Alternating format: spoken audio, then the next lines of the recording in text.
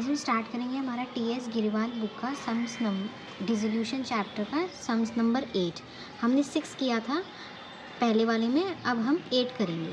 तो 8 में ये हमारा सम्स है और ये हमारा एडजस्टमेंट दिया हुआ है। ओके, तो कुछ लोग क्या करते हैं, सिर्फ ये है, ये जो दिया हुआ है ये हमारा एडजस्टमेंट है, हमें ये याद रखना है।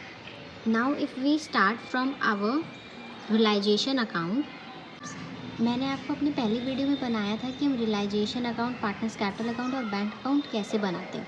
ये उसका एडवांस सम्स है। तो फिर सबसे पहले मैंने आपको बताया था ये हमारा रियलाइजेशन अकाउंट का फॉर्मेट होता है। सबसे पहले देखते हैं कि रियलाइजेशन अकाउंट इस सम्स में हम कैसे बनाएंगे। तो सबसे पहले मैंने आपको बताया था कि जो भी हमारा यहाँ पे जो क्रेडिटर होगा उसको हम रियलाइजेशन अकाउंट के क्रेडिट साइड में बाय क्रेडिटर लिख के उसका अमाउंट लिख देंगे। हमें ये सबसे पहले करना है। उसके बाद जो भी हमारा एसेट्स होगा उससे हम रियलाइजेशन अकाउंट के टू सन्ड्री एसेट्स लिख के उसके में लिख देंगे। सबसे पहले हमारा है डेटर्स। डेटर्स हमारा जो पीबीडीडी माइनस करके आएगा विच इज़ 15,600, वो हम यहाँ लिख देंगे। फिर हमारा स्टॉक है, स्टॉक का जो अमाउंट होगा वो हम लिख देंगे। Next is furniture and building, वो भी हम यहाँ लिख देंगे। हमें एक चीज़ याद रखनी है और मैंने आपको अपनी पिछली वीडियो में बताया भी है, बहुत सी वीडियोज़ में बताया है, that advertisement expense is not our assets. ये हमारा पार्टनर्स कैपिटल अकाउंट में ओल्ड पार्टनर ओल्ड रेशियो में बट जाता है। ओके, ये हो गया। अब नेक्स्ट हमें हमारा एडजस्टमेंट देखना है। तो यहाँ ये हमारा एडजस्टमेंट है। तो सबसे पहले लिखा हुआ है the firm was dissolved on that date, the assets realise were as follow, debtor, stock, furniture, building.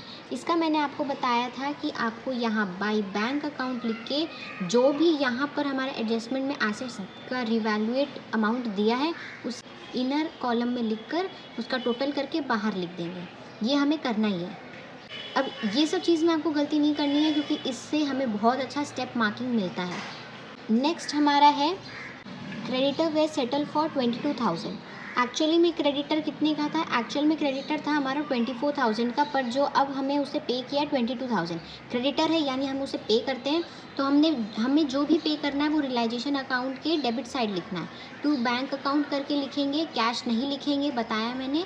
तो टू बैंक अकाउंट करके क्रेडिटर लिखेंगे, एक्चुअली में कितना पे किया है वो लिखेंगे। कुछ लोग क्या करते हैं, ये 24,000 है और यहाँ 22,000 है तो माइनस करके लिख देते हैं।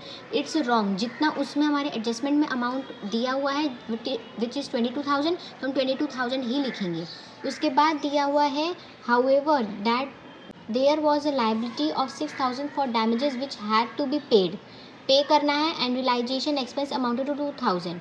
एक है 6,000 का, एक है 12,000 का। नाम दिया है 12,000 वाला रियलाइजेशन एक्सपेंस करके है और 6,000 का लाइबिलिटी करके है। तो हम यहाँ बैंक में लिखेंगे, क्रेडिटर लिख दिया, उसके बाद लाइबिलिटी 6,000 का लिखेंगे और रियलाइजेशन एक्सपेंस 2,000 का लिखेंगे। एक्सपेंस पूरा वर्ड लिखिएगा, सिर्फ ये लिखने से मार्क्स नहीं मिलेगा, मार्क्स कट जाएंगे। इन दोनों को इनर कॉलम में लिखेंगे और फिर प्लस करके बाहर लिख देंगे। अब यहाँ पे इस सम्स की तरह पार्टनर्स कुछ लेकर नहीं गए हैं तो उनका यहाँ पे नहीं आएगा कि यहाँ दोनों तरफ प्लस करेंगे। हम प्लस करते हैं तो यहाँ ज़्यादा है और यहाँ कम है तो लॉस आया है, तो हम यहाँ लिखेंगे by loss on realisation Neha, Anita, Sonia. अब इनका रेशियो दिया है, इसमें रेशियो नहीं दिया था इसलिए हमने इक्वली बांटा था। यहाँ रेशियो दिया है 2:2:1। ठीक है, तो 2:2:1 में हम ये इस रेशियो में जो आया है वो बांट देंगे, इनके अमाउंट में हम बांट देंगे, टोटल करेंगे तो 5,600 आएगा। तो ये हमारा रियलाइजेशन अकाउंट इसका बन गया।